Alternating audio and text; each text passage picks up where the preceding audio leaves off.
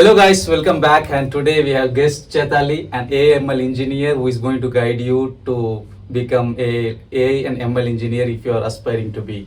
Welcome Chetali, welcome to the channel. How does it feel to be on this channel? Thank you so much. I'm really happy that you asked me to be a guest for Oh. today's. Okay, so what has inspired you to become an AI ML engineer? I know that you have four plus almost close to 5 years of experience in the industry, and what has paved path or what inspired you to be an AI ML engineer? Okay, so I was a scholar here in SAP, and at that time I was exploring all of the tech stacks and all of the paths there are. Sorry for stopping you just like this. I am also a scholar, so this feels good to hear. Yeah, actually, no, fellow scholar. Yeah. It's good. Okay. Okay, so yeah, so I was a scholar and I was exploring all of the different paths that are available, like where I can go and everything. And coming into the AI and ML field as an AI ML engineer, I started it as exploring, like, okay, what it is and everything. And then slowly I started liking the work that I was doing, working in different, like Python with different algorithms. It was very interesting for me. Okay, so that's how you started your career Yeah. in AML. Yeah. Okay. So for anyone who wants to start their career as an AML engineer, maybe in startup or product based or service based, in any of the different opportunities that they get, and what are the technical skills that they would require? What is the frameworks or languages that they should focus? So for a fresher, it's not for anyone experience. Mhm. So what should they focus so that they get the opportunity they are applying to? Yeah. Okay. So the main thing for starting with AI ML is first you should know mathematics, because in all of the AI and ML algorithms, It's very important. Yeah, it's very important. That too, Mathematics, statistics. probability, calculus, linear algebra, all of these things are used very extensively. Mm-hmm. So you should like have a good base of mathematics. When you're done with that, then you can start with languages like Python. R is also used comparatively less as compared to Python, but Okay. yeah, you can go with that languages. Then DSA, it's also needed. Mm. And then slowly you can move and then start learning about the algorithms, different algorithms that are there. Okay. There are many libraries in Python which you should know if you want to be a ML engineer, like Pandas or PyTorch, NumPy. Mm. Okay. So all these learning these frameworks and languages would help any fresher to get into any of the Yeah. entry level jobs. Yeah, it's basic. So basic mathematics, Python are some of the libraries, and then obviously ML algorithms you need to learn. Okay, all right. Now already you have spoken about the frameworks and languages a fresher or beginner should focus on. Now, what one must do to gain hands-on on these tools and frameworks, and what are the must-know algorithms these freshers or beginners should focus on? Okay, so you can start learning mathematics. Okay. There are different courses available. Mhm. Then you should start practicing Python. There are a lot of questions that you can find on LeetCodes, or there are many HackerRank, many other websites. Okay. After you're like thorough with your Python and your mathematics skills, then you can start with the ML algorithms also.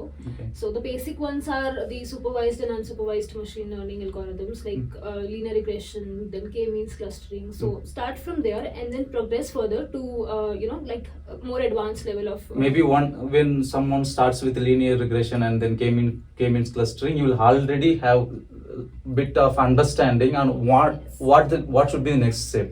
Now, what are the different specific roles that one could look into? Because AI and ML engineer as such is very broad spectrum. What should one focus on? Any beginner, any new? Yeah. Okay. So yeah, AI ML field, that is a whole big field and everything. So in there are a lot of roles. Okay, so for example, you can go for the role of a data scientist. Okay. You can go for the role of a AI or ML engineer. Okay. So basically, what is the role or the purpose of a data scientist is that person is supposed to understand the data, like look into the data, understand the data, Okay. and then come up with the algorithm, a solution for that particular problem. Okay, using That that data, how can Yeah. solution can be brought out of Yeah, of the out data? of the data. Okay. So what can be the use case? If it can be a NLP use case, or it can be a time series use case. So that they would like try to figure out the use case. They will come up with a solution or a algorithm, a model. Okay. That is the major role of a data scientist. Mhm. And then when AI or ML engineer comes in the picture, it's specifically when they know that okay, this is the algorithm, this is going to be used. Okay. So how you have to integrate that particular solution inside the software. Okay. So that is where majorly AI ML engineer comes. So we would be integrating those ML models into the software. We would need to have the understanding of how the model works. Actually works. Okay. Yeah, so that we can integrate it. Mhm. So So- that's the rule. Okay. Then Right. there are data engineers who do majorly the work of ETL. Is it working so? on- Data scientist is totally different from data engineer, is it? Yeah. Whoa, I didn't know. Yeah, it's different. So data scientist, it can depend. I mean, some data scientist and data engineer, like some people can Club these two club together. these two together. But actually, they're different. Huh. Okay. So, what do data engineers focus on? Data engineers. Like data scientists, they think over the data and then trying to trying to see what they can get out of the data. Now, Yeah. what do data engineers do? Major role of data engineers is to like ETL, which is extract, transform, and load. To basically their major focus will be to look into the data. What is the data and all of those things. Okay. So as I told, these two can be clubbed. The data scientist himself or herself can do both of the roles as well.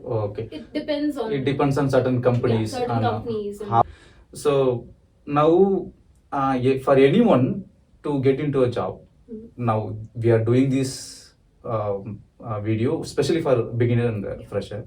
So they should have stronger portfolio, right? yes. So what kind of projects that they should focus so that their resume stands out? Okay. So if like as we are discussing this for the beginners, they Mhm. would start with the very basic ML algorithms. Let's say they take logistic regression or linear regression, and then they move to k-means clustering or some other clustering algorithms. Then after that, they can move further to some like to more advanced level, which is like you can use NLP, you can use recommendation systems like movie recommendation systems. Those things you can build, and then the more advanced version. Like the level of projects that they can build is something related to chatbots. Okay. Yeah. Okay. These kind of, these kind of basic algorithm specific projects would help them to get their resumes shortlisted. Shortlisted. Okay, all right. Now that we have spoken so much, is there any course or certification or certifications that is considered worthy in the industry that any fresher can focus on and then get the certification and then they can feel confident?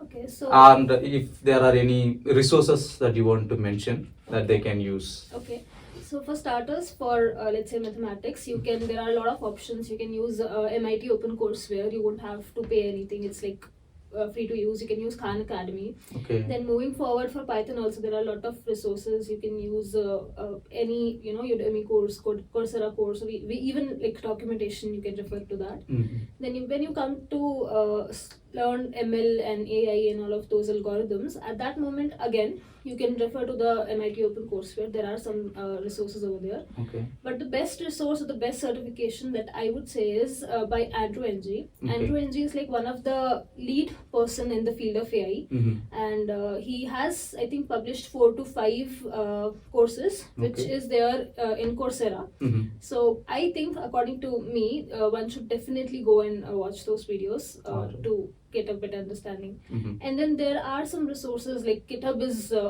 Many people have their own repositories and projects, so you can go and like try to understand them as well. Clone it and then Yeah. see how See it actually how works. what does work. And then for data sets, if you want to build your own projects, then Kaggle is a very good place. You will find different varieties of data sets over there. You can simply use those data sets. Yeah, quickly, I just want to tell them, don't just clone others' repository. You push your own code and then Yes. create a repository so that others clone. That's where your worth, Yes. your Start- value goes up. Start with cloning their repository so you understand, and then you start building up your own. Yeah. Yeah. Okay. Okay, yeah. And if I have not mentioned, but yeah, being a part of ML engineer, you should also know few DevOps or CI/CD things.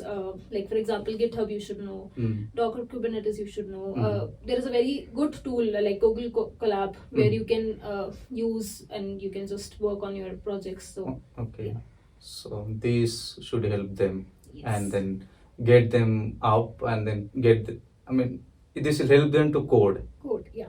or help them to get started. Yeah, this will help. So these are also some of the tools or skills that they can use. Okay. So now you have undergone this beginner as a beginner in the AML engineer career. So what are the challenges you faced or what others would face? You will have the very clear understanding and idea on this and how can they overcome? Yeah. Okay. So there are few challenges. One of the challenges is hardware. I would Okay. say because training huge data sets on a laptop can be very heavy for the laptop. Okay. So using tools. This I would consider as a limitation, is it? Is it not? Oh, this is It an is a difficulty, a limitation, yeah. Yeah. But you can use tools like as I told, Google Colab. Yeah. So there you won't face hardware issues that much. okay. And then another difficulties was for me like I didn't know that this much of mathematics is used. Okay. So statistics, probability, calculus, precisions, a lot of things are there that you should use. So Okay. be sure to have clear concepts of mathematics. Okay. Be strong in your basics. Strong in your basics, yeah. Okay. Now that we are going to wrap things up, what is the final word you would tell them? Is there any words of encouragement or word of advice that you want to tell them, and then we gracefully end the video? Yeah, I mean, like nowadays it's all about AI everywhere, right? You Mhm. see it's ChatGPT, DeepSeek, Llama, Mm. lot of things are there. So just be confident, just start learning, and then you will reach your goal. So Oh, you're telling them there is so much demand for yeah, you. there is a lot of demand in the industry right now, and you will get your like goals fulfilled. Oh, okay. So just be focused. Just be focused, guys. So with that focus, we are also signing off. Until the next video, bye bye. Bye bye.